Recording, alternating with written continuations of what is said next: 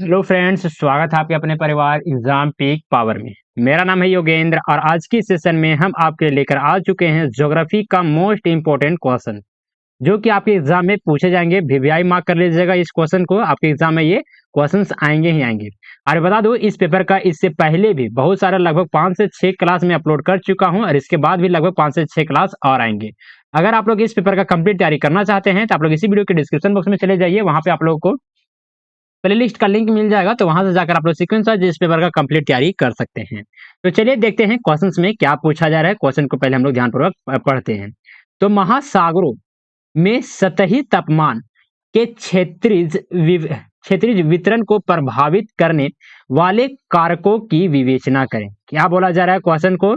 तो जो महासागरों की सतही यानी कि जो सतह है ना, सतह पर जो तापमान होता है, इसका जो क्षेत्रीय वितरण, इसको प्रभावित करने वाले कौन कौन से कारक हैं, किसको किसको प्रभावित करता है। तो चलिए इसके बारे में हम लोग यहाँ पे देखते हैं, समझते हैं। तो देखिए इसका उत्तर यहाँ से स्टार्ट हो जाता है और आप लोग प्रयास कीजिएगा किसी तरह से पॉइंट बना बना कर ही अपने आंसर शीट में भी उत्तर को लिखें। समझे? तो हम लोग लिखेंगे, क्या लिखेंगे? महासागरों में सतही तापमान के क्षैतिज वितरण को प्रभावित करने वाले कारक।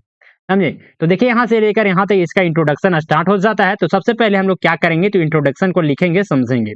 महासागरों का सतही तापमान महासागरों की सतह पर स्थित पानी की गर्मी या और ठंडक की स्थिति को क्या करता है, तो दर्शाता है। यानी कि जो महासागर के सतह पर स्थित, यानी कि उसके सतह पर जो स्थित पानी होता है, जल होता है, वो गर्म है या फिर ठंडा है, इसका स्थिति, इसके स्थिति को क्या करता है, दर्शाता है। इसकी स्थिति को क्या करता है, बताता है। कौन? तो महासागरों का सतही तापमान ये बतलाता है।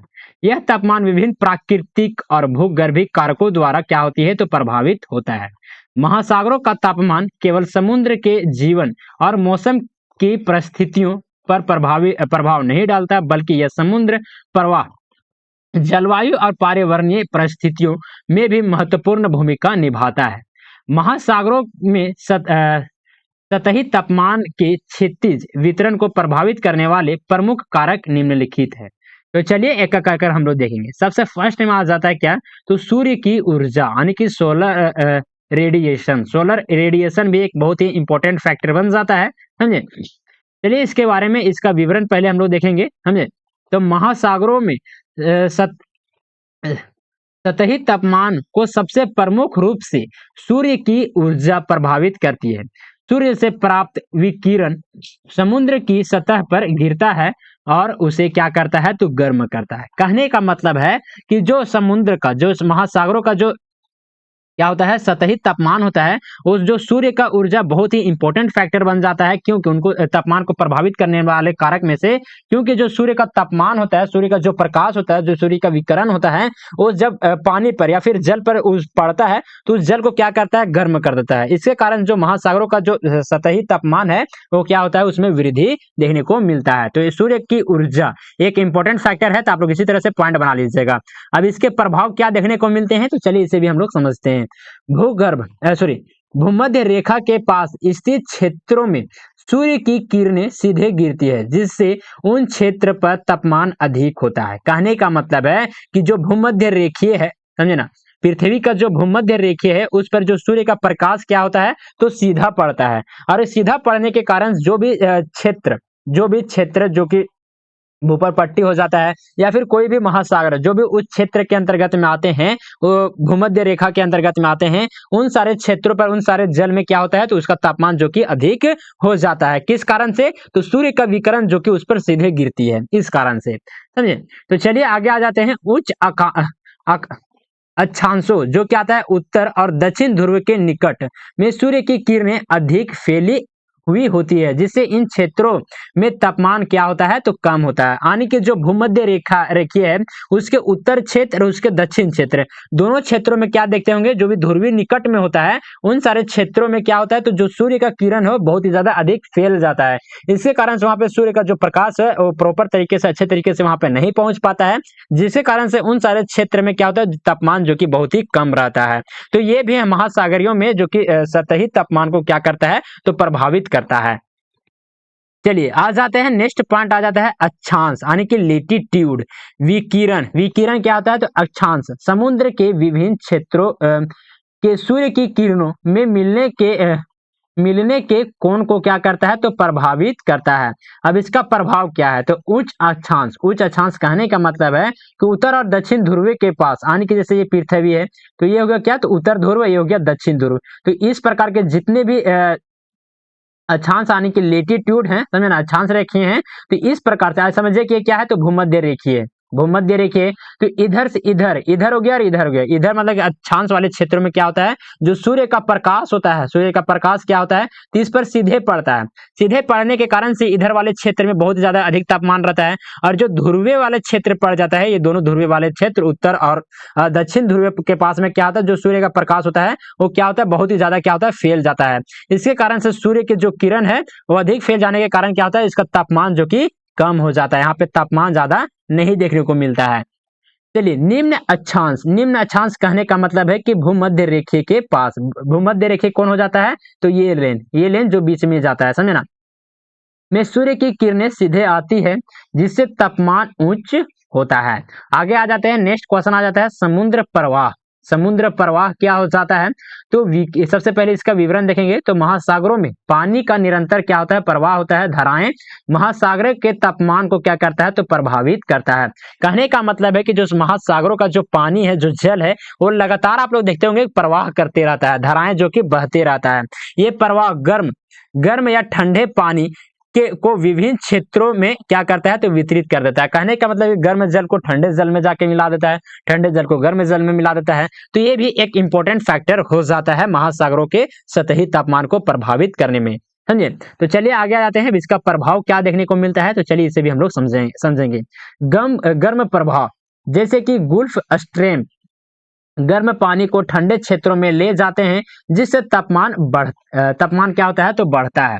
ठंडे प्रवाह जैसे कि क्या होता है, जैसे कि कुरेशियो और हम्बोल्ट धाराएं, समझे ना, ये क्या करते हैं तो ठंडे पानी को क्या करते हैं तो गर्म क्षेत्रों में भेजते हैं जिससे तापमान क्या होता है तो कम हो जाता है। कहने का मतलब है कि ठंडे पानी को अगर गर्म पानी में हम डाल देंगे तो गर्म पानी का जो तापमान है क्या हो जाएगा कम हो जाएगा, और गर्म पानी को अगर ठंडे पानी में डाल देंगे तो तापमान क्या हो जाएगा बढ़ जाएगा। तो वही पॉइंट यहाँ पे भी लिखा गया है, समझे ना, कि और ये डाला जाने का मतलब क्या होता है तो महासागरों में आप लोग देखे होंगे कि क्या होता है प्रवाह होता है, उसका पानी जो कि प्रवाह होता है। प्रवाह करने का मतलब कि जो धाराएं हैं वो हमेशा क्या होती है तो चलते रहती है। इसके कारण से एक जगह से पानी दूसरे जगह पे जाती है, ठंडे पानी गर्म पानी में जाकर मिल जाता है, गर्म पानी ठंडे पानी में जाकर मिल जाता है। तो ये भी एक फैक्टर बन जाता है जिससे तापमान क्या होता है कम और ज्यादा देखने को मिलता है। तो चलिए अब नेक्स्ट पॉइंट आ जाता है, पॉइंट नंबर 4 को हम लोग समझेंगे वायुमंडलीय परिस्थितियां क्या होती है। तो इसका पहले विवरण समझेंगे। वायुमंडलीय परिस्थितियां जैसे कि बादल, हवा की गति और दबाव महासागरों के सतही तापमान को क्या करते हैं तो प्रभावित करते हैं। अब इसका प्रभाव क्या देखने को मिलता है तो बादल और वर्षा सूर्य की ऊर्जा को क्या करते हैं तो अवशोषित कर देते हैं, यानी कि उसको खत्म कर देते हैं, अपनी ओर क्या करते हैं अवशोषित कर लेते हैं। करने से क्या करते हैं रोकते हैं जिससे तापमान में कमी आती है। कहने का मतलब है कि कोई क्षेत्र में जहां पे सूर्य का प्रकाश जो कि सीधा पड़ रहा है, जैसे कि भूमध्य रेखा में सीधा पड़ता है, अगर उन सारे क्षेत्रों में क्या होता है बादल या फिर वहां पे वर्षा अगर होता है तो उस जो सूर्य का प्रकाश है उसको क्या करता है बादल तो उसको रोक देता है, वहां पे क्या करता है अवशोषित कर लेता है, जिसके कारण से वहां पे तापमान जो कि कम हो जाता है। तो वही इसमें कहा गया है इस पॉइंट में, समझे। तो चलिए आगे आ जाते हैं, अगले पॉइंट हम लोग समझेंगे मौसम की परिस्थितियां।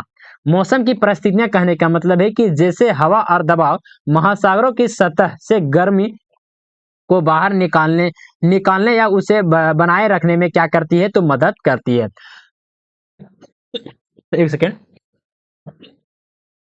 चलिए आगे आ जाते हैं, अगले पॉइंट को समझेंगे। पॉइंट नंबर 4 आ जाता है सीजनल प्रवाह। सीजनल प्रवाह को बताने से पहले जो भी स्टूडेंट अगर आप लोग पीडीएफ या फिर व्हाट्सएप ग्रुप में ज्वाइन होना चाहते हैं तो आप लोग इस नंबर पे कांटेक्ट कर सकते हैं, जो कि नंबर है 9430702606। आप लोग इस नंबर पे व्हाट्सएप मैसेज कर सकते हैं, आपको व्हाट्सएप ग्रुप में जोड़ दिया जाएगा ताकि इन फ्यूचर आपको किसी प्रकार कुछ भी डाउट वगैरह होता है तो आप लोग हमसे संपर्क कर सकते हैं।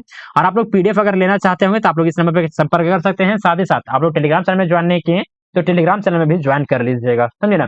वहां पे आपको क्लास रिलेटेड एग्जाम रिलेटेड सारे के सारे अपडेट भी आपको दे दिए जाते हैं। तो चलिए सीजनल प्रवाह क्या है, सीजनल प्रभाव, इसको हम लोग देखेंगे। अब इसका विवरण सबसे पहले समझेंगे तो मौसम के बदलने से महासागर के सतही तापमान में परिवर्तन होता है। गर्मी और सर्दी के मौसम में तापमान में महत्वपूर्ण अंतर देखने को मिलता है। अब इसका प्रभाव किस प्रकार से पड़ता है, तो गर्मी में सूर्य का अधिकतम विकिरण कम बादल के कारण महासागर के सतह पर तापमान क्या करता है, बढ़ा देता है।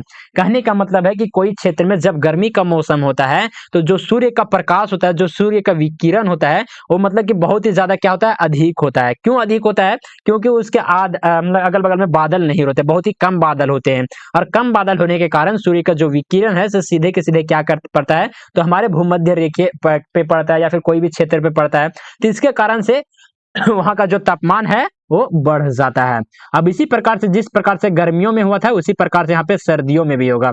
सर्दियों में सूर्य की विकिरण कम हो जाती है और बादल अधिक होते हैं, जिससे समुद्र का तापमान क्या होता है, तो कम होता है। ज्यादा बादल रहेंगे, सूर्य का प्रकाश जो कि भूमि पर नहीं पड़ेगा या फिर महासागर पर नहीं पड़ेगा, महासागर के जल पर, तो इसका सीधी सी मतलब है कि जो महासागर का जो तापमान है, सतही तापमान है, वो क्या हो जाएगा, कम हो जाएगा।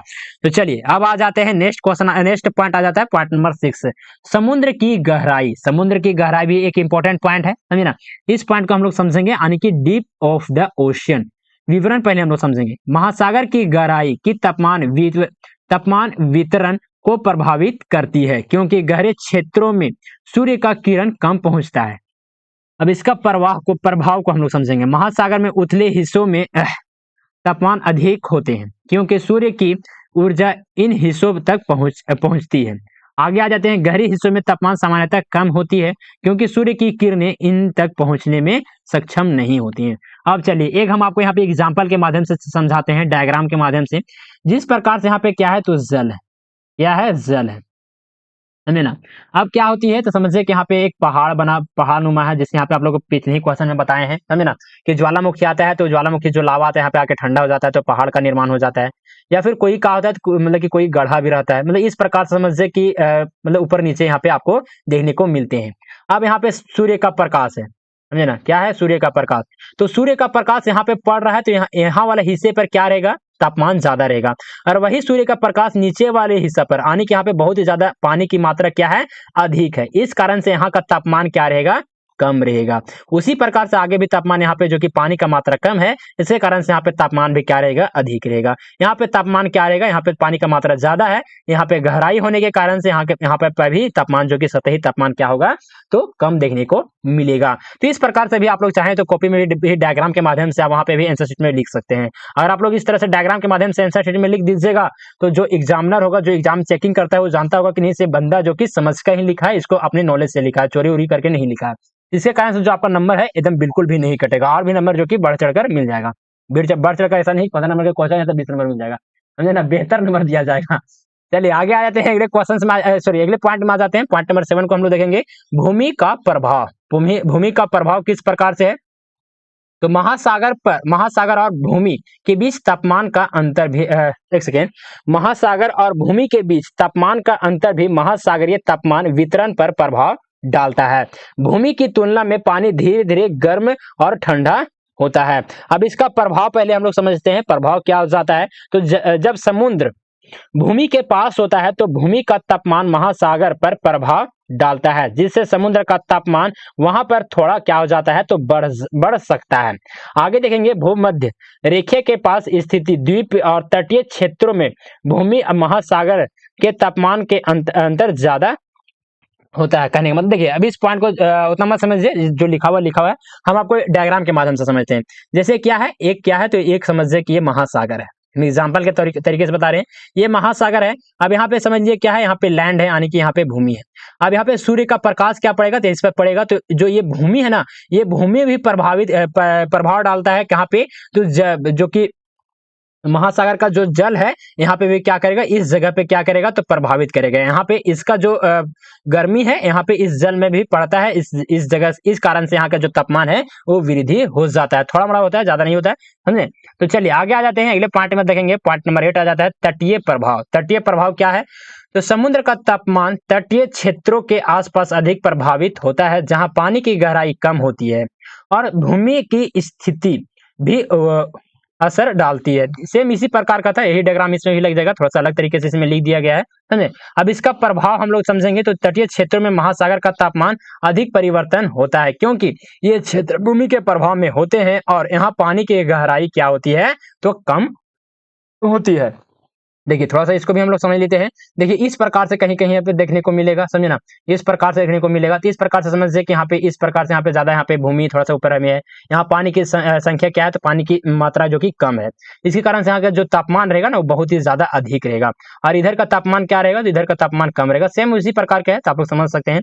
तो चलिए इसका हम लोग निष्कर्ष समझेंगे। निष्कर्ष जो कि मोस्ट इंपॉर्टेंट पॉइंट हो जाता है, तो आप लोग निष्कर्ष लिखना बिल्कुल भी मत भूलिएगा। हम लोग निष्कर्ष में क्या लिखेंगे, तो महासागरों में सतही तापमान का क्षेत्रीय वितरण कई भौगोलिक और वातावरणीय कारकों द्वारा प्रभावित होता है। इनमें सूर्य की विकिरणता, अक्षांश, समुद्र प्रवाह, वायुमंडलीय परिस्थितियां, सीजनल प्रवाह और गहराई जैसे प्रक्रियाएं शामिल हैं। इन कारकों का संयोजन ही महासागर की सतही के तापमान को क्या करता है, तो निर्धारित करता है, जो समुद्र जीवन, मौसम और जलवायु में महत्वपूर्ण भूमिका निभाता है।